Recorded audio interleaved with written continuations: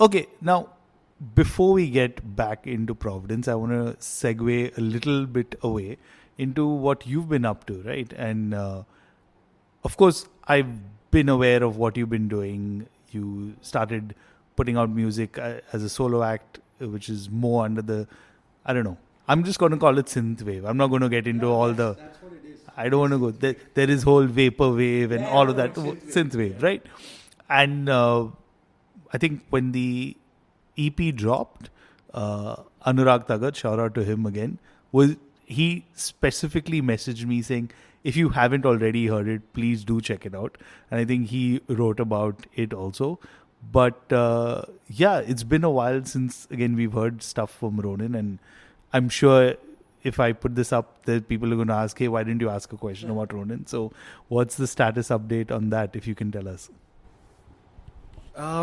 So I'm definitely going to use this as a plug for Ronin because I don't speak about it much. And Ronin, any info or anything related to Ronin largely exists on my Instagram. And depending on how I feel on the day, I share what I feel like sharing. But it's one of those things, right? Like after Providence came to a halt, I started pursuing career as a full-time musician, but I don't know, man, like as a guitar player of a metal band and a very aggressive in-your-face metal band, I felt that I couldn't be a guitar player for someone. I don't know if that makes sense. I find it a matter of pride to be a guitar player of a band, like a band entity, not as, Shezan and the orchestra. You know what I'm saying? Like I want to be Shezan from Providence or a metal band. And I was always making music, but there was nothing that really made me feel like I want to pursue music till synthwave happened. And synthwave also, man, like in general, it's the music of the 80s, right? Like, which is something that I've grown up on. Like, Vangelis, Blade Runner, all of these guys. It has the essence of the movies that we like say Terminator or Rambo, even Rocky on some level, Back to the Future, Fifth Element, like a bunch of those movies. And they had those soundtracks. It also had the video game appeal to it, and they were more like you could sit in a car and drive across the city and enjoy a night out listening to that kind of music. And it held a lot of the things that I personally love as a pop culture enthusiast. So when I started doing synthwave, and I actually dropped the album without giving a singular fuck. Like I just put it out there. There was no PR, there was no media attention. I just fuck it. Like I want to release some music, and I dropped it.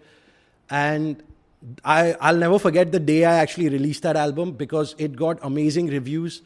Bobbin James, shout out to him, who's also, to be fair, has also been, he's really enjoyed Providence throughout our tenure as a metal band.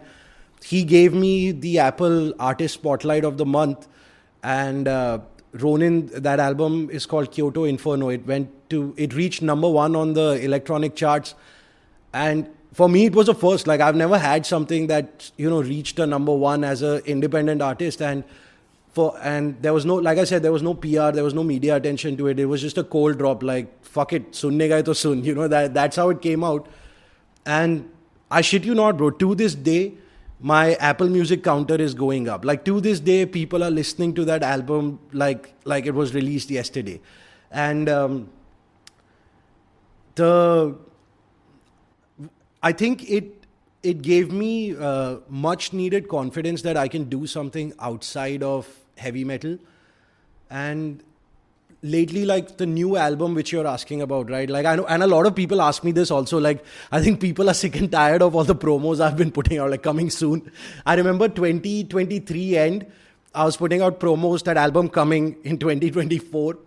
In 2024, where I still looped those promos, and I was like, man, fuck this. Up to 2025 कर नहीं सकता क्योंकि नहीं आने वाला है. So what ended up happening, bro, was the album is called Bombay Vice, and the album actually is ready. Like it is done complete. I just have to get the artwork and the mix done. And suddenly out of nowhere, Providence popped up. And I'll say it on record. I've always told this to my friends. If there was ever a choice between Providence and Ronin, I would do Providence. If there's ever a choice between doing anything and metal, I would pick metal. But it also has to be the right kind of band or the right kind of heavy metal that I would enjoy playing for me to pursue that. But that gets priority. So when Providence happened, I felt fairly relieved that, okay, fuck, like I know these guys and I know what we are going to write. I know how the jams are going to go. And like I don't have to stress about doing everything on my own. So the Ronin album is not on the back burner at the moment, but it's just kept aside for a few months. Like I'll look into it after Scarfest is done, but I'm hoping to put it out by March or April. And I also have my own career-based projects, like for which I'm making music, and the deadlines and the time split is not giving me the freedom that I need to put that out. And I have no interest in putting out a half-assed album. Like I've had a lot of people who've come up to me and said, you could release a single a month or you could do a 3-track EP. But for me, because I've grown up on the culture that we vibe with, I don't even have to ask you. I'm just going to assume that you're one of those guys who listens to an album in its entirety, right? Like as am I. And for synthwave and for metal, I feel the audience is still like that. Despite of what the world is today, I think people just segueing into something very different for a second, I think, the value that music holds in an individual's life, it's so fucking ironic how worthless it is to people. Like, you'll read all these fancy quotes like, dance like nobody's watching you, or music heals the soul and all of that bullshit. But when it actually comes down to listening to music and valuing that piece of art form, the music industry or people in general give really stupid questions. And I want to say this to anyone who's listening. They are not questioning me. They are questioning you. Because the boardrooms are talking that the audience has a very stunted attention span. They cannot listen to something for more than a minute or 2 minutes. It does nothing to me.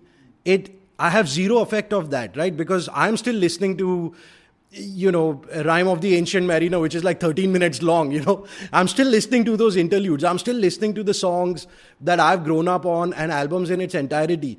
But I think it's a bit of a diss in the boardrooms when some MBA motherfuckers going out and saying that वो public को है ना 2 minute के ऊपर का गाना जमता नहीं है और 20 सेकंड में कोरस आना ही चाहिए.